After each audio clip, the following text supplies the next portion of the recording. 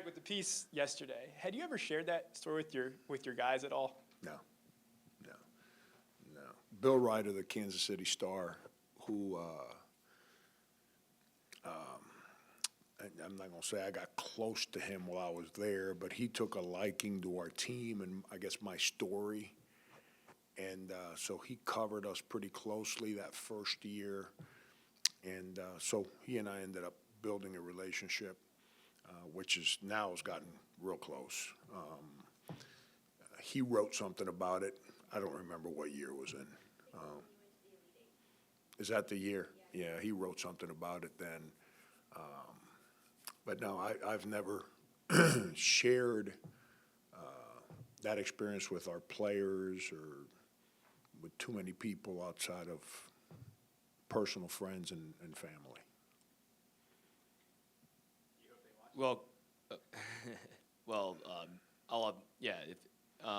Sorry, got a little thrown off there. But Coach, in regards to why you felt the timing was right now to share that story, why did you think this was important one to share with everyone and practically the world? And when did it approach us? Around Christmas time? It was like mid-January. January. And I wasn't, I don't know. You know, I'm an open book, but there's a lot of personal experiences that I don't share publicly. You know, I kind of share the funny ones, you know, the moments that I've made a complete jackass out of myself. I'll share those. But I wasn't going to do it at first, and then I went back to Emily, and you know, and I said, you know what? It's a powerful thing. And if it can help someone else out there realize that it's real, and just the importance of faith and prayer and God and all those things, if it gives someone else hope, you know, why not? And you know, it's a difficult chapter in my life. You know, it gives me a lot of perspective for how I live. It's hard for my family to speak about it because it was an uncomfortable 3-week period. Coach, has there been a moment, I know they said in the piece that a lot of people responded saying they had similar experiences, not necessarily in that sense, but have people responded to the story in the day after, around the area, the players, people around the school, and has anything surprised you or helped you feel like you were able to share this for the right reasons, being able to soak it in today? Yeah, I got a call from John Calipari this morning saying that he was at Mass this morning and that his priest spoke about it at Mass. And I haven't been around our players. I've been a hermit for the last 36 hours. I've been in my house. I got on campus early this morning. I've been in my office watching film till I came over here to see you guys. Obviously, I got on social media a little bit yesterday, not so much to read gossip, but just share some thoughts and you know, obviously you know, I think I put something on there about Mike Boynton. I know I put something on there about Don and the ladies. I put something else on there early in the morning, and it was because when I opened the message, here's what got me, because I didn't know this until I watched the piece. At the end, the Kansas City Star reporting that they got people calling in saying that same person showed up at their bedside when they were in dire straits. When I saw that, I was like, wow. And so I thought I'd post something about the piece, which I wasn't going to do. And then I kind of read some of the comments. You know, there's always a clown in every show, you know?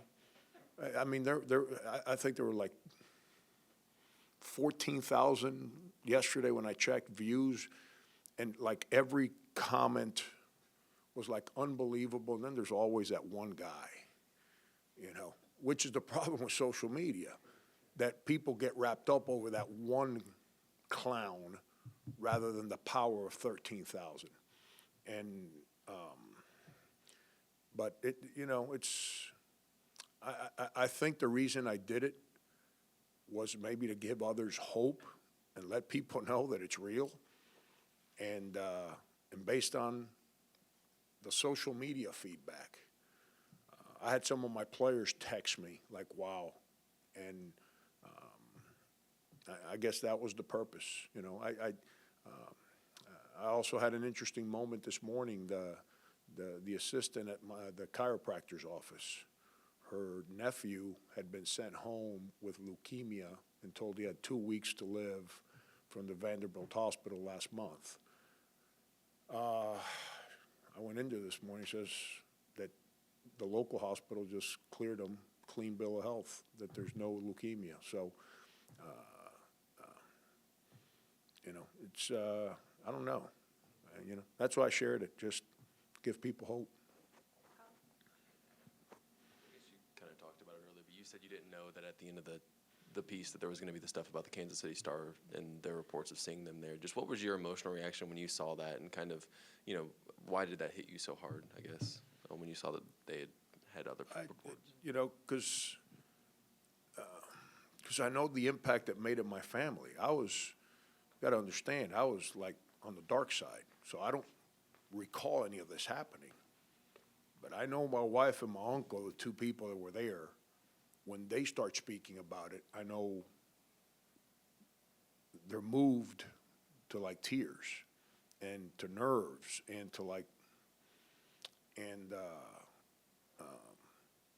so I know the impact at that moment, that nurse, Angel,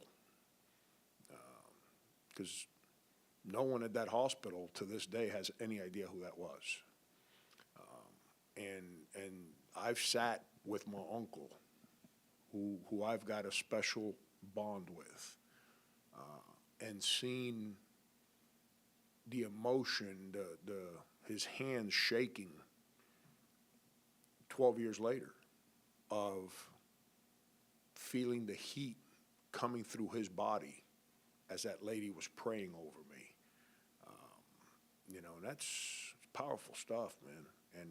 And I had, I've been very private about it. My close friends knew. People knew that I was in a dark place.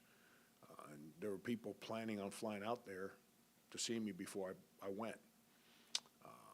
And then when I read that at the end, and Bill Ryder and I have developed a very good friendship over the years. He and I are very good friends. And he had never shared with me that people contacted the Kansas City Star saying that that same Asian lady had shown up at their bedside. I'm getting goosebumps here just thinking about it. It's unbelievable. Questions, guys? I'm just glad she didn't look like Phil.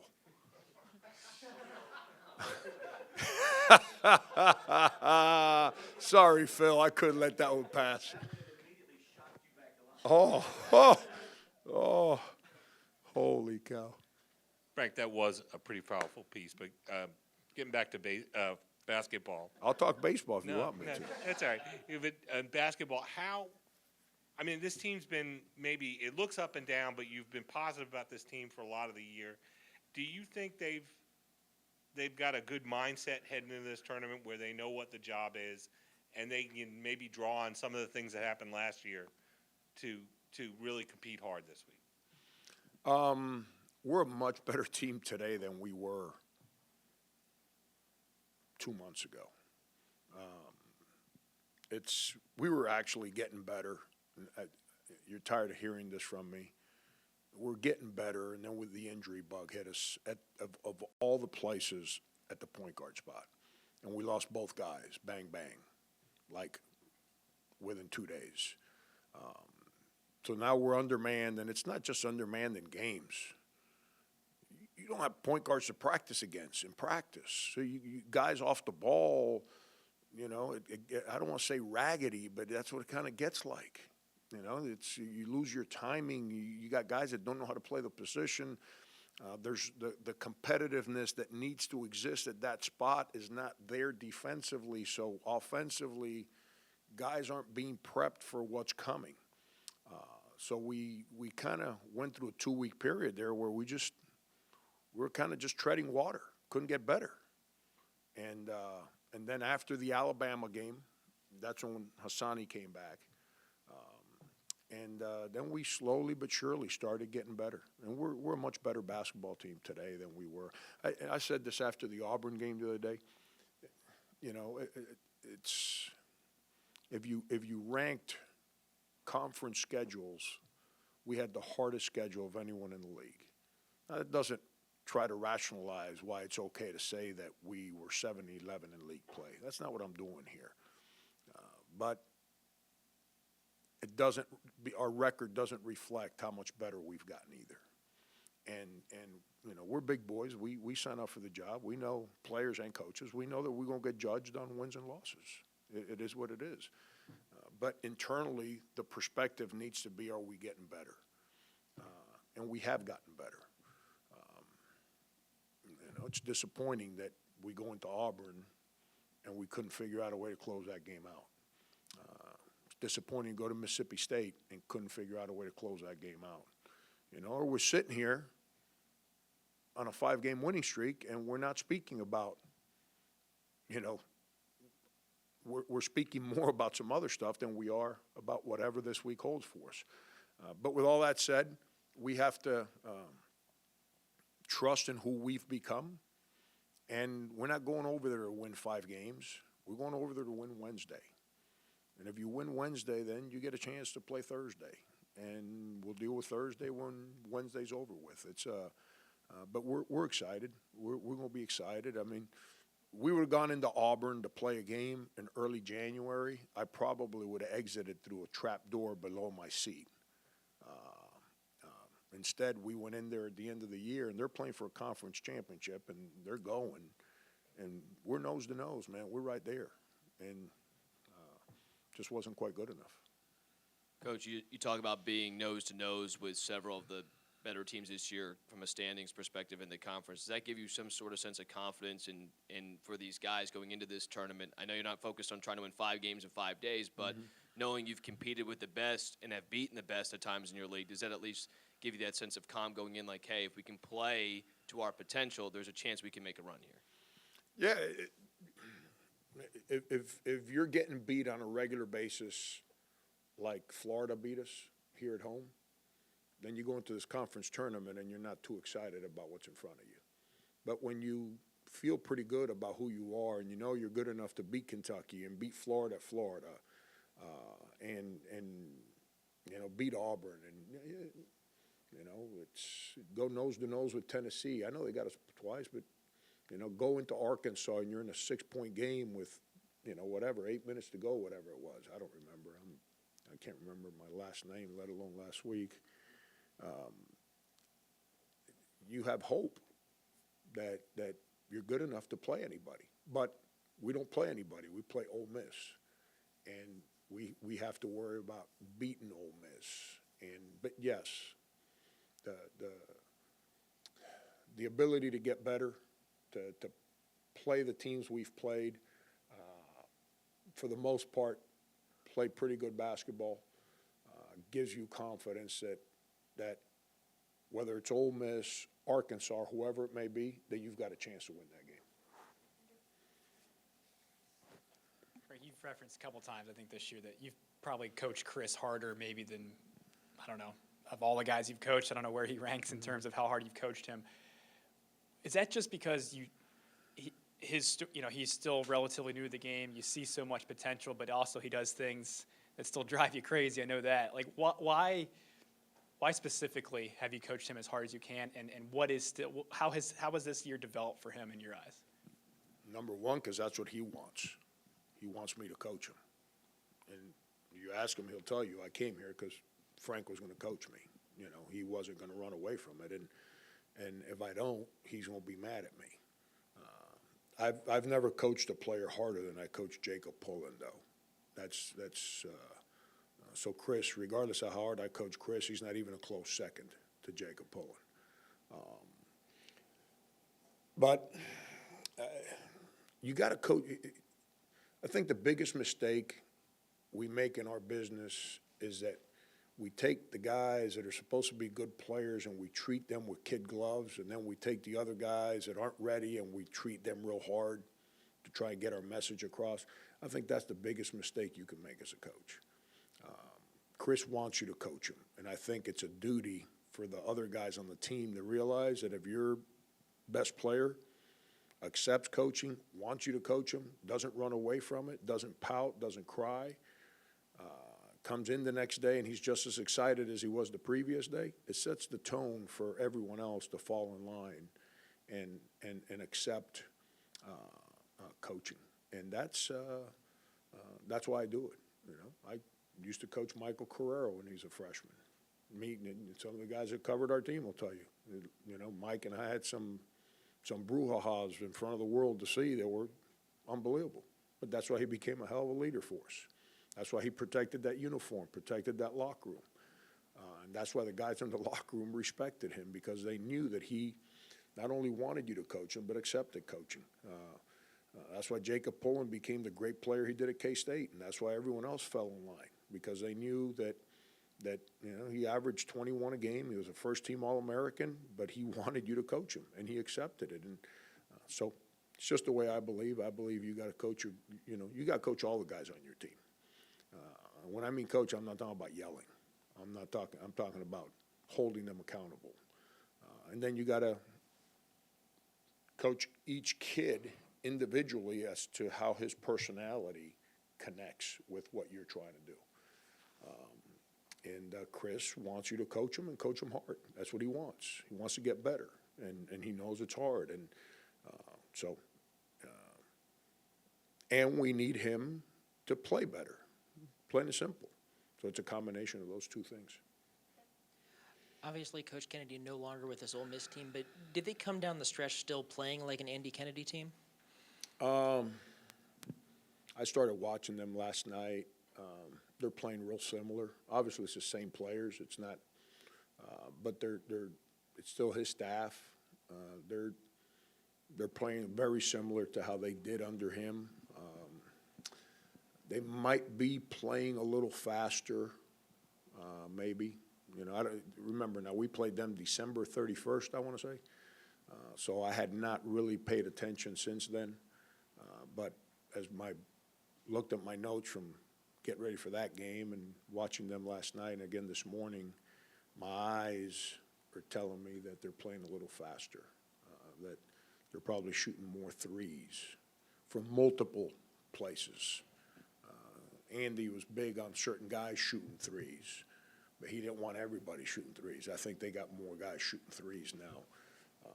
The one kid that when we played them back then came off I think he came off the bench. I don't remember, but he's their starting center now. He's playing pretty well. He's the kid that was the junior college national player of the year deal, Stevens. He's performing at a high level right now. But I think they're similar. Frank Booker's had his career high topped in the last two games. How well is he playing now, and how big a source of confidence can that provide the team as you get ready to go up in so many games in so many days? Yeah, I'm real proud of Book. You know, we were just talking about coaching. He's accepted coaching from day one. He's grown tremendously as a player. He's playing with a lot of confidence right now as far as what he's trying to do. You know, he's attacking off the dribble. He made an off the dribble jump shot driving to the baseline the other day. He couldn't do that. I don't care what he tells you. Take my word for it. He couldn't do that back in September. So he's in a good place mentally right now, and that's important to me because they don't get a sophomore year here. So that's important to me that him and Wes both leave here with good vibes, that their time here was positive and they got better, and it was all worth it. Mike and then Pete. Frank, I know you talked about it after the game on Sunday, saying that this SEC tournament is just wild in the sense that you don't know what's going to happen, and just anyone can win this tournament. Can you recall any time in your coaching career, whether it was at Kansas State or even maybe your Northeastern days, just where a tournament has just been so open?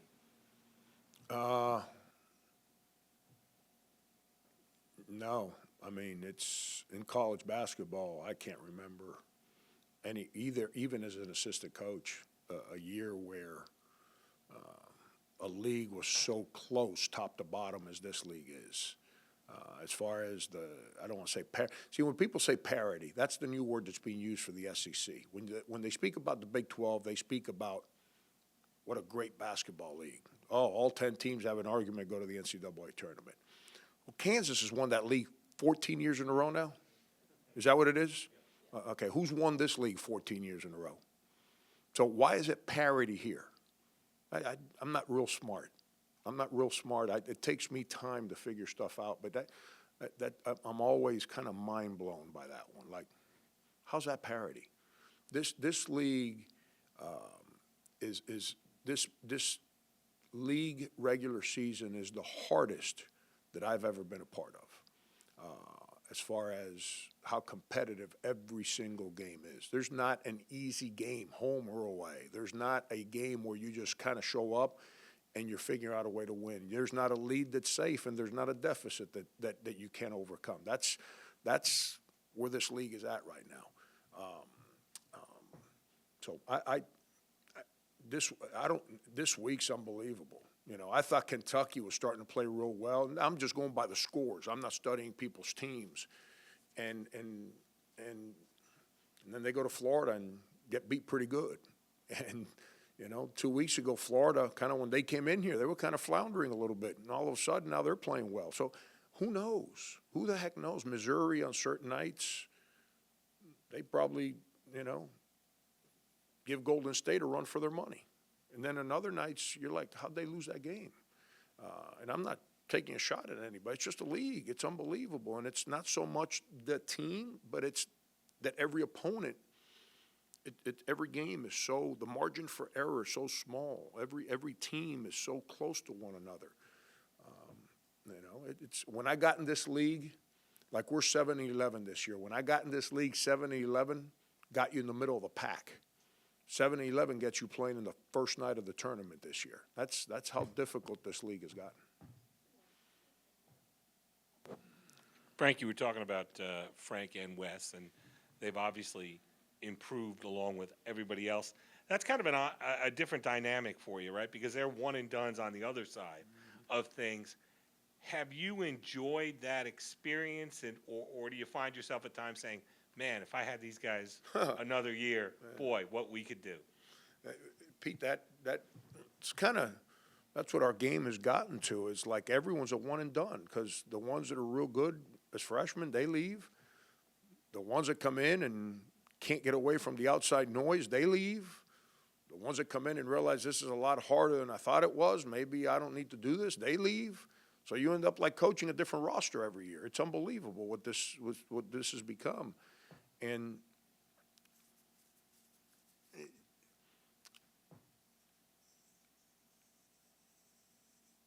when you know you only have them for 1 year, though, it's a little different. And knowing that those guys only had 1 year, you got to hit that fast forward button with everything. Not just me, but also them. And if you take the wrong guy and they come in here because we went to the Final Four and they want to be a part of the parade, then it's not a good experience. If you take a guy that comes in and thinks they're doing you a favor, it's not going to be a good experience. It's got to be the right connection and fit. And with Book, we had more time to recruit him. So we felt a pretty good connection with him, that he wanted to be here for all the right reasons. That has shown to be true. And with Wes, it was kind of a quicker recruitment, because everything that happened with Rakim happened so late in the summer that we had to kind of scramble to find somebody to help us, but also it was going to be a fit. And luckily for us, there's some people that are very close to Wes that are people that I've known my whole life in basketball and people I trust. So kind of we had to recruit him, and he kind of had to understand me through third parties. But there were legit third parties. There were people that actually say the truth. They had no interest as to where he went to school, just in exchanging information about me to him and about him to me. And which allowed Wes and I to kind of come to a place like, you know what, this is going to be the right fit too. So it was interesting. And anytime you coach a kid and you know you only have him for a year, then the last part of that, Pete, is as the year goes on, because you've heard me say this, we all get along in August, September, and October. It's awesome. They all practice hard. They all have the time of their lives. They high-five you, the whole thing. Then it gets real. When it gets real, some people don't handle things very well, and some others do. And now you get to, this is who you are, and you're going to have to live with for the next 6 months. Sometimes when it gets real, you kind of can't wait to get to the finish line so you don't have to deal with that guy anymore. But with those two guys, it's gotten better. And the contrary, I go home at night, I'm like, wish I had another year with them. You know, it's that's a credit to them. Not me, not my staff. That's a credit to them. Kind of long-winded question. The ACC's going to Brooklyn this week. The Big Ten obviously played at Madison Square Garden last week to gain exposure. You're as big a proponent as anybody in the SEC on SEC basketball and getting it out nationally. Do you like this tournament as a whole in St. Louis to help develop the SEC's brand, or would you rather it be in the Southeast where fan bases can come? What is your opinion of this tournament going that far outside of maybe its region? I know Missouri's out there, but that far outside of its region to play? St. Louis is it's a basketball city. It's a sports town. So if we're going to move the tournament around, I want to take it to places where they actually care about sports, and they care about basketball. St. Louis is that. St. Louis loves their basketball. I like Nashville. I think that's a great city, great fit. Location-wise, it's easy for everyone in the league to get to. Or not, I shouldn't say, it's never going to be easy for everybody, but for the majority of the people to get to. But I'm not against moving it every once in a while. Just,